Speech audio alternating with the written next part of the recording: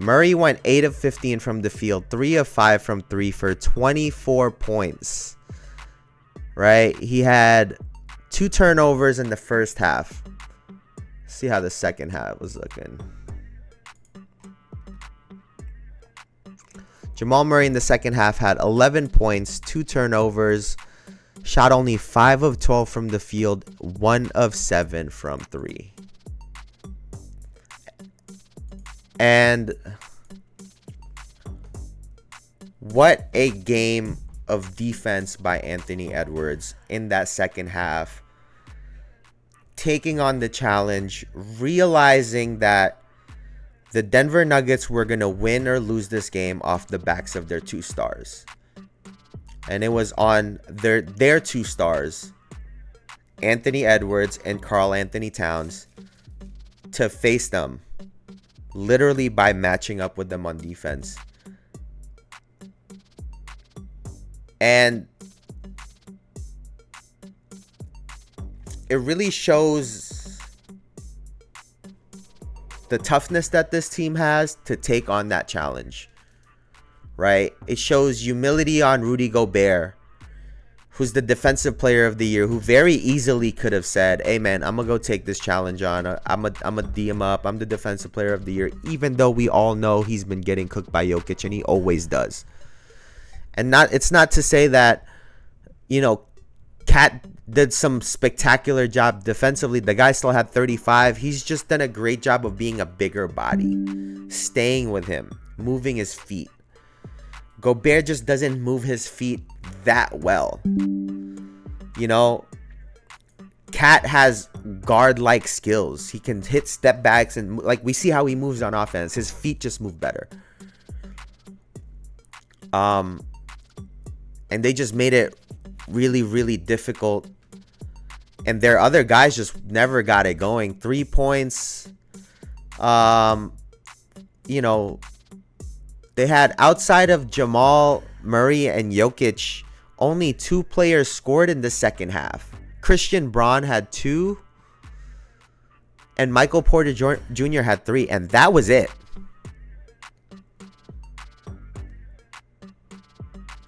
That was the game.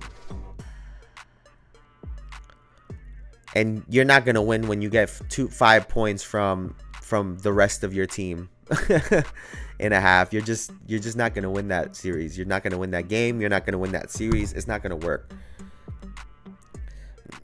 And for all the credit that I've been giving this Indiana team on their ability to rely on those 2 when they need it the most, it almost bit them in the ass this time. Those guys just didn't show up.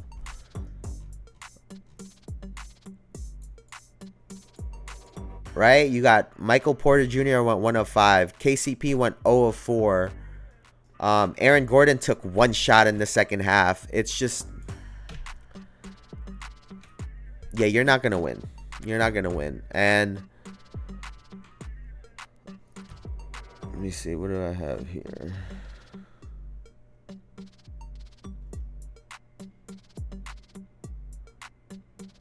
Oh, and the other part as well, too, the other key part was when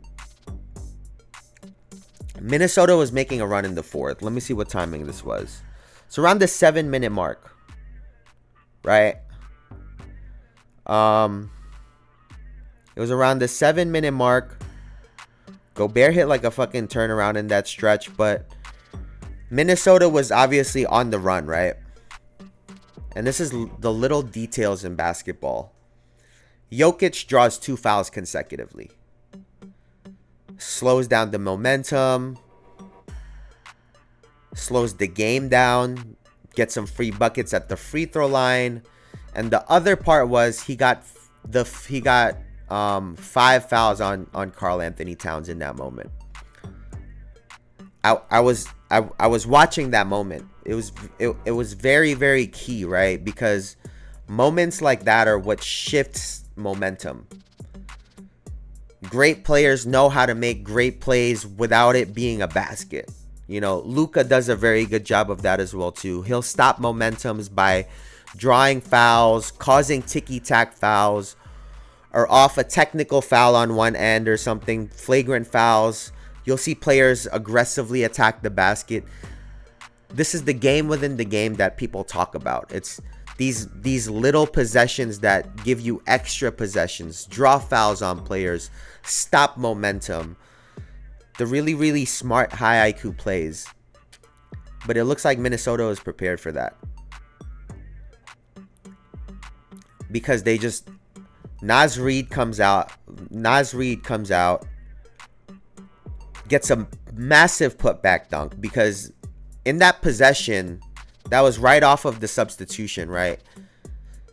Denver played great defense. They forced up a tough shot by... They forced up a tough shot by... Let me see. Oh, no, not this. They forced up a tough shot by Anthony Edwards. And really, let's see. Momentum could really shift right there. However... Oh, shit. Let's do that. Let's see. By Edwards, Jokic goes into Jokic, shot clock at 2. Turnaround. So he hits that turnaround, right? It's a close game still. It's a close-ass game still. You know, the possession happens. There's a stretch there where Jokic draws 2 fouls. It's still close, right? 87-82. It's a 5-point game. They played great defense, forced Anthony Edwards into a tough shot. This was right after Cat goes out. And Naz Reid makes that play. And then on another broken play off of the steal, right? Running hard. He gets it off to Reid. Corner, Edwards, and shoots. And the game, like that. That was a moment where Denver could have shifted the tide of the game. Their second best player goes out, who's been playing really, really well. It's a dangerous position because, you know, now it opens up Jokic. Gobert is going to either have to guard him if they're going to maintain that strategy that they had, or Naz Reid is going to guard him if they want to keep their matchups, right? And Naz Reid comes out and starts making plays, keeps the momentum going for the Minnesota Timberwolves, and, you know, really breaks the game open. And it's those little moments like that in the 6-minute mark where this game was pretty much decided. And it was just execution at that point. And it was just, you know, Minnesota found ways to be on the right side of those situations. Jokic and the Denver Nuggets time and again have shown that in those moments, they're able to take advantage of that and make a run. They were just on the other side of it this time. Just the other game, I was talking about how, you know, Jokic didn't...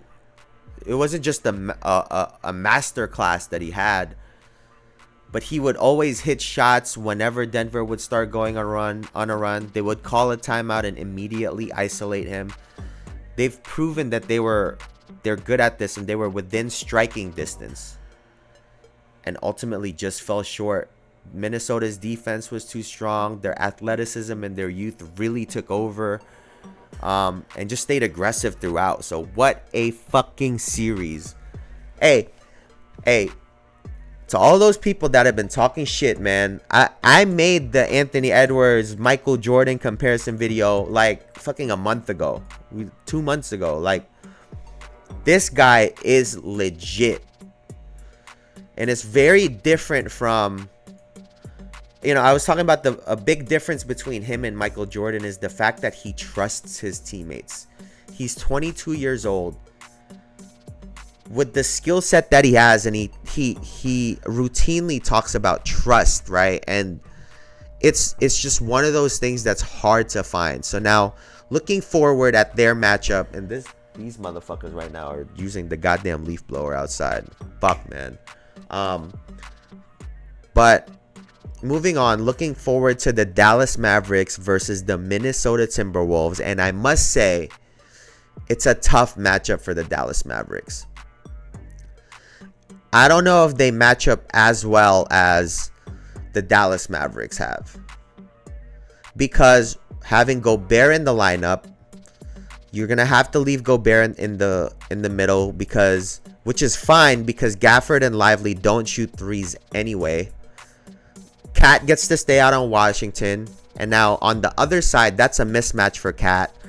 Gobert gets to stop some of these alley-oops, and it's just looking like a tough series. So moving forward, I'm gonna expect the Denver Nuggets to ultimately win that game.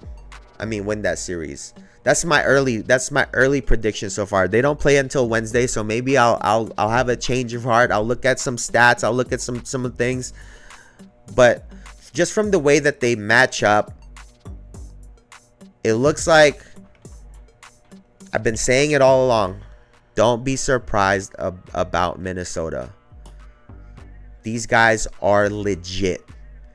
And it looks like they're proving me right. I know I started choosing the other way, right? I had to apologize to Jokic. But the Minnesota Timberwolves are a team, and they showed it last night. Right? They have very many different win conditions. They don't rely on just Anthony Edwards having a great game. And they've shown that they can win scrappy games, blowouts, tight games. They've shown it, right? Dallas has two, and they have two stars. Kyrie can't have the series that he just had against OKC. They are not going to win this series if he's getting 8, 9, 10, 11 points. They're not going to win the series. And Luka's going to have to shoot better. However, I think Anthony Edwards gave a little bit of insight as to what that matchup looks like. He said he's going to draw the Kyrie Irving matchup, which makes sense because Kyrie is not as physical as Luka Doncic, and you need someone quick to be on Kyrie.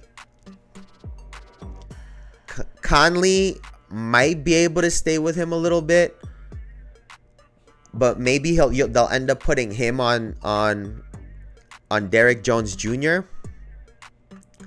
And then they'll have Jaden McDaniels guarding Luka Doncic.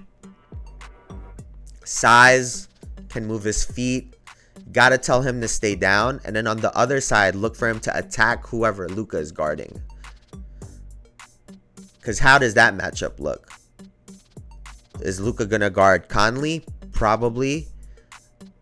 But you also can't have you can't have Kyrie guarding Anthony Edwards. That's not a good matchup.